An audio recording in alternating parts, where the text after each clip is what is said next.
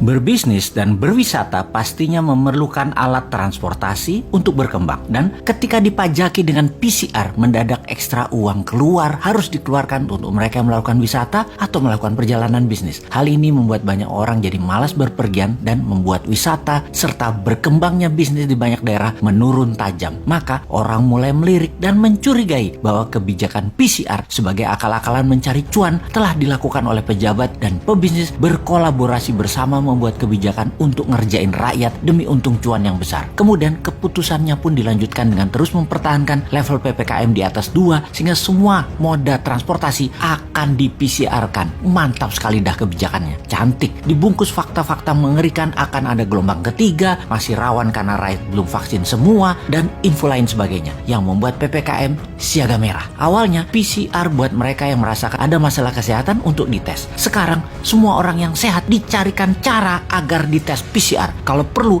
anak sekolah, penumpang ojek, naik bus, naik angkot, bajai, semua harus menunjukkan hasil tes PCR. PCR menjadi kewajiban seperti vaksin. Vaksin gratis oleh pemerintah, tapi PCR bayar. Bayar ke swasta yang isinya adalah perusahaan milik pejabat berkuasa yang serba bisa tersebut. Sehingga kesimpulannya adalah it's not about pandemic, it's about demand and supply. Pertama-tama kita ucapkan terima kasih kepada majalah Tempo yang secara khusus menulis artikel Kongsi Pencari Rezeki. Sejumlah laboratorium tes PCR milik politikus dan konglomerat meraup untung saat pandemi COVID-19. Demikian teasernya. Kita bahas faktanya. Seorang Menko merangkap jabatan sebagai koordinator PPKM, dia pucuk pimpinan dalam hal kebijakan COVID-19 dan investasi. Lalu seorang Menteri BUMN merangkap ketua tim penanganan COVID-19 dan pemulihan ekonomi nasional. Menteri Kesehatannya bekas wakil Menteri BUMN. Menteri itu ternyata ada kaitannya dengan PT Genomic Solidaritas Indonesia. Unit usaha PT itu adalah GSI Lab yang jualannya segala jenis tes COVID-19.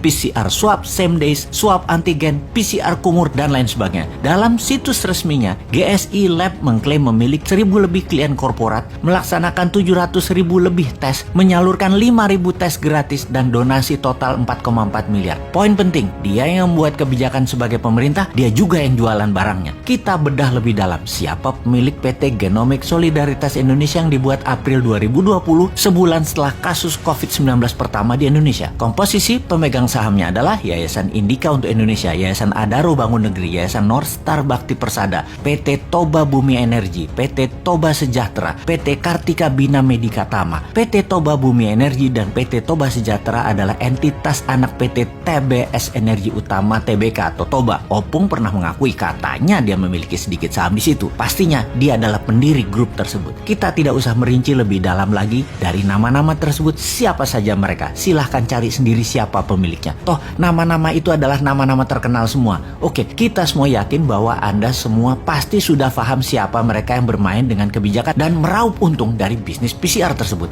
Itu semua jelas bisnis. Badan hukumnya saja PT. Tujuan PT adalah satu, yaitu laba. Ingat, bukan masalah orang dilarang berbisnis, tapi lihat dulu posisi siapa yang berbisnis. Sangat tidak bermoral menjadikan jabatan publik sebagai pintu masuk untuk berbisnis, memanfaatkan masa pandemi yang menyusahkan rakyat untuk menumpuk cuan. Di sisi lain, masyarakat berusaha dijejali dengan segudang prestasi seperti Indonesia menjadi pemimpin G20 atau prestasi apapun juga agar informasi benar yang memanfaatkan jabatan dan peraturan yang memaksa rakyat jadi pasar tidak ada yang peduli dan dianggap salah. Kita kembali ke intinya. Bisnis tes PCR ini adalah skandal di pemerintahan saat ini yang sangat memalukan. Sayangnya, menyeret hal ini untuk menjadi perkara hukum sepanjang pemimpin tertingginya masih polos seperti saat ini sangatlah sulit. Jadi, ya mari kita berpikir bagaimana caranya agar kekuatan moral masyarakat tersadarkan. Bukan menganggap informasi seperti ini adalah nyinyir anti pemimpin yang sangat baik dan berprestasi tadi. Bukan, tetapi masyarakat harus sadar dan membangun kekuatan bagaimana membendung kuasa-kuasa jahat yang selalu berhasil